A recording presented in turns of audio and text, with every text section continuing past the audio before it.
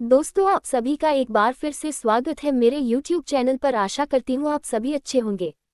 आज की कहानी आधारित है, यानी भगवान यहाँ खत्म होता है।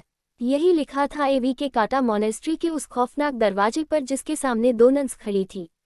उनके पास अंदर जाने के अलावा कोई चारा नहीं था। एक नन ने दूसरी नन से कहा, आज हमें अपनी लाइफ सेक्रीफाइस करनी ही होगी, वरना दुनिया में कोई भी जिंदा नहीं बचेगा।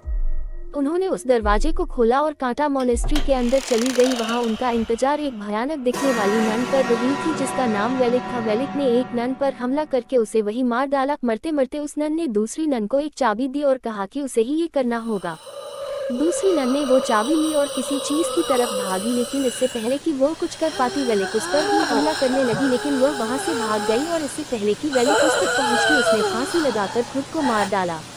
जब इन दोनों नन के मरने की खबर रोमेनिया के एक महान प्रीस्ट के पास पहुंची, तो उसने इन सब बातों की तहकीकात करने की सोची और वह अपने साथ एरन नाम की एक नन को लेकर एविया गए, जहां वह दोनों ने मारी गई थी।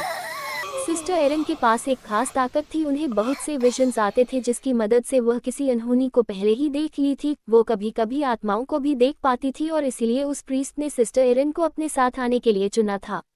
वह प्रीस्ट और सिस्टर रात के समय एवी के पूरे कांटा मोनेस्ट्री की छानबीन कर रहे थे। जैसे ही वह मोनेस्ट्री में घुसे, उन्हें काफी बेचैनी सा महसूस होने लगा। अचानक उस पुरानी खंडहर में उन्हें सफेद लिबास में कुछ मंक्स की प्रोजेक्शंस इधर से उधर जाते हुए दिखी। थोड़ा आगे गए तो वहां ऑब्जेक्ट अपने आप इधर से उधर हो रहे थे। ये देखकर उन दोनों को समझ आ गया कि जरूर इस जगह पर शैतानी साया है। तभी एक कोने में उस प्रीस्ट को वो नन दिखी, जिसने फांसी लगाकर खुद को मार डाला। उसकी गर्दन टूटी हुई थी और उसका मुंह आधा सड़ चुका था। अचानक उसने अपनी आंखें खोली और प्रीस्ट पर हमला करके उसे एक ताबूत में कैद कर दिया। वहीं दूसरी तरफ सिस्टर एवी के काटा मोनेस्ट्री में रह रही एक नन से टकरा गई। उससे बात करने पर मालूम हुआ कि बहुत समय पहले वहां पर एक्सोर्सिज्म किया गया था, जिसके दौरान हमारी दुनिया में पोर्टल खुल गया था। उसी पोर्टल की मदद से कुछ शैतानी आत्माएं हमारी दुनिया में आने लगी थी। वेलिक नाम की एक शैतानी आत्मा भी उसी पोर्टल के जरिए इस दुनिया में आई थी। कहते हैं कि वेलिक बहुत ज्यादा खतरनाक है और जो कोई भी भगवान की पूजा करता है, वेलिक उस इंसान को जिंदा नहीं छोड़ेगी।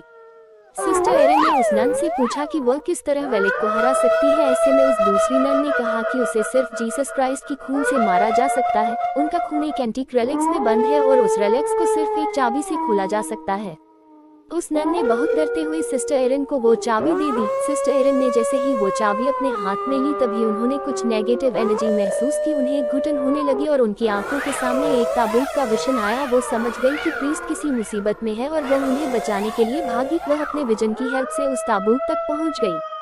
उस ताबूत के अंदर बहुत से सांप थे जो प्रीस्ट को अंदर से खींच रहे थे, लेकिन एरन ने प्रीस्ट को किसी तरह बाहर निकाल ही लिया। जैसे ही प्रीस्ट बाहर निकले, सिस्टर एरन ने देखा उन सारे सांपों के बीच वेलिक लेटी हुई थी, जो कि प्रीस्ट को बाहर नहीं जाने दे रही थी। इससे पहले कि वह कुछ समझ पाते, वेलिक अचानक से गायब हो गई। सिस्टर एरन ने प्रीस्ट को वो चाबी दी और उन्हें बताया कि वेलिक को कैसे खत्म किया जा सकता है। प्रीस्ट ने पूछा कि उसे ये सब कैसे पता लगा। सिस्टर एरन ने कहा कि एवी की काटा मोनेस्ट्री में रहने वाली एक नन ने उससे ये सब बताया।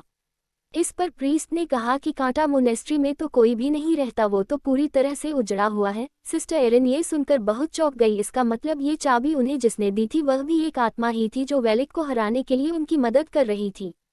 प्रीस्ट ने उस चाबी की मदद से कुछ मंत्र पढ़े, जिससे उन्हें पता लग गया कि वो एंटीक रेलिक्स कहाँ पर है, जिसमें जीसस क्राइस्ट का खून था। प्रीस्ट ने सिस्टर एरन से कहा, आज हमें अपनी बलि देनी ही होगी, वरना इस दुनिया में कोई भी जिंदा नहीं बचेगा। वेलिक उनका वही इंतजार कर रही थी। जैसे ही अंदर घुसे, वेलिक ने प्रीस्ट को पकड़ लिया। सिस्टर एरन ने प्रीस्ट के हाथ से चाबी ली और अपनी विशन की मदद से उस एंटीक रेलिक्स को खोज निकाला। प्रीस्ट मंत्र पे मंत्र पढ़े जा रहा था, लेकिन वेलिक पर मानो कोई असर ही नहीं हो रहा था।